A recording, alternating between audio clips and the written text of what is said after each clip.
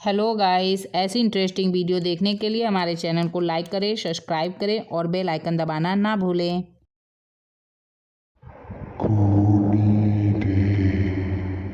ये दोस्तों, आज हम सुनते हैं रानी दुर्गामती की खौफनाक कहानी। एक अष्टमी की रात सिया अपनी बीमार माँ के लिए दवाई लेकर घर आ रही थी। सिया के रास्ते में एक प्राचीन मंदिर पड़ता था, तो वो उस मंदिर में कुछ मिनट आराम करने के लिए रुक गई। तभी उसे लगा कि जैसे मंदिर के अंदर से कुछ आवाजें आ रही हैं। 3 लंबे चौड़े आदमी भागते हुए मंदिर से बाहर आए। उनके हाथ में मंदिर की दान पेटी थी और उनके मुंह कपड़े से ढके हुए थे। सिया को समझ गया कि जरूर ये लोग मंदिर से पैसे चुरा कर भाग रहे हैं।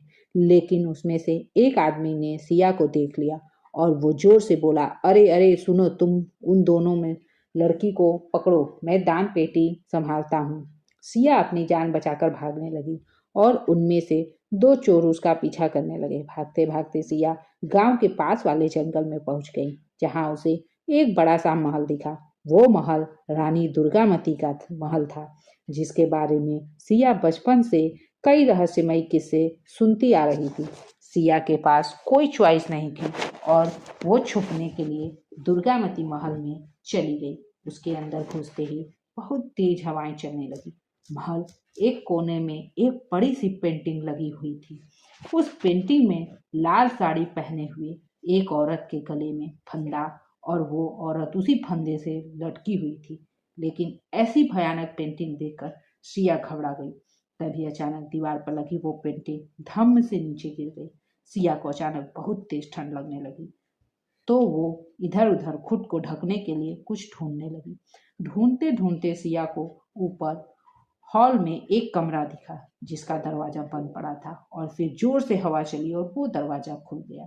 उस कमरे में एक लाल रंग की साड़ी पड़ी थी।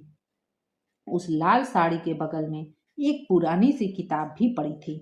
वो हवा से अपने आप खुल गई। सिया ने देखा, उसमें रानी दुर्गामती के बारे में कुछ लिखा था। वो किताब पढ़ ही रही थी कि उधर वो दोनों चोर सिया को ढूंढते ढूंढते दुर्गामती महल के अंदर आ गए। इन दोनों ने सिया को ढूंढने के लिए अलग अलग डायरेक्शन में जाने का फैसला किया। एक चोर ऊपर चला गया और दूसरा नीचे ही सिया को ढूंढने लगा। सीढ़ियों से ऊपर चढ़ते हुए उस चोर को दीवार पे एक स्विच बोर्ड दिखा। उसने स्विच ऑन किया तो ऊपर वाले हॉल की सारी लाइट जल गई। लाइट जलते ही उस चोर को जमीन पर खून के पैरों के निशान दिखे। उसे लगा शायद सिया को भागते हुए चोट लग गई होगी और वह उन निशानों को फॉलो करने लगा। कॉरिडोर में कोने में लाल साड़ी पहने एक लड़की बैठी थी।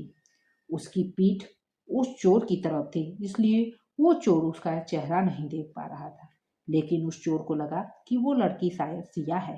जैसे ही वो लड़की मुड़ी, उस चोर के पैरों तले से जमीन खिसक गई। उस लड़की ने घूंघट डाला हुआ था।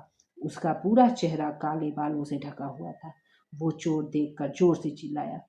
तभी वहां जलते हुए लाइट बल्ब एक एक बार फूटने लगे।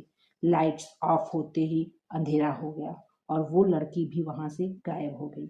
वहीं दूसरी तरफ दूसरा चोर सिया को नीचे ढूंढ रहा था। नीचे वाले कॉरिडोर में एक बड़ा सा शीशा लगा हुआ था, जिसे देखते ही दूसरे चोर को बहुत अजीब सा महसूस होने लगा। तभी उसे शीशे में किसी की परछाई नजर आने लगी, पर जैसे ही वो मुड़ा, वहां कोई न था। उसके बाद उसे एक कमरे में एक लड़की के रोने की आवाज आने लगी। वो भागकर कमरे के बाहर पहुंचा और नीचे से अंदर झांकने लगा। अंदर एक लड़की चल रही थी, जिसके पैरों में खून निकल रहा था। उस चोर ने अपनी पैंट की जेब से चाकू निकाला और जोर से दरवाजा खोला, लेकिन वो देखकर दंग रह गया। अंदर कोई नहीं था। तभी उसे पीछे से किसी ने बहुत जोर से धक्का मारा और उसे कमरे के अंदर गिरा दिया। उस कमरे में एकदम अंधेरा था। वो चोर वहां उठा और उसने अपना लाइट जलाया और आसपास देखने लगा। 2 सेकंड बाद जब वह मुड़ा, तो वही लाल साड़ी वाली लड़की उसके सामने खड़ी थी। उसने फूंक मारकर उस लाइट को बुझा दिया। वो चोर इतना डर गया था कि वो जोर जोर से अपने साथी को पुकारने लगा। उसका साथी भी भागते हुए आया और डरते डरते उसके साथ महल के बाहर भागने लगा। वो दोनों हवेली के बाहर निकलते ही उसको पीछे से एक बहुत सी डरावनी सी हंसी सुनाई दी। ऐसी डरावनी हंसी जो पूरे महल में गूंज रही थी। वो चोर बिना कुछ सोचे समझे उस महल से कोसों दूर भाग गया। कुछ दूर बाद सिया भी वहां से निकलकर अपने घर चली गई। अगली सुबह सिया ने पूरा किस्सा अपने दोस्तों को बताया। उसने कहा कि उसे पूरे टाइम उस हवेली में कई आवाजें आ रही थी, लेकिन जब तक वो दोनों चोर वहां से चले नहीं गए वो हवेली के एक कमरे में चुपकर बैठी हुई थी। सिया ने अपने दोस्तों से जो कहा अगर वो सब सच है और अगर सिया वाकई पूरे वक्त छुप कर बैठी हुई थी तो लाल साड़ी वाली औरत आखिरकार कौन थी? क्या वो दुर्गामती का भूत था या फिर सिया अपने दोस्तों से झूठ बोल रही थी और उसी ने उन दोनों चोरों को डराकर वहां से भगा दिया था? लेकिन उस भयानक पेंटिंग का अचानक से गिरना, उस लाल साड़ी का उस कमरे में होना, वो किताब जिसमें रानी दुर्गामती के बारे में लिखा था, उन लाइट बल्ब का अपने आप फूट जाना, वो खून से रंगे पैरों के निशान, इन सभी रहस्यमयी घटनाओं की अभी कोई एक्सप्लेनेशन नहीं है। दुर्गामती हवेली में ऐसे कई राज छुपे हुए हैं। दोस्तों, आपको ये कहानी कैसी लगी? आप हमें कमेंट करके ज़रूर बताएं। अगर आपके पास भी ऐसी कोई इंटरेस्टिंग कहानी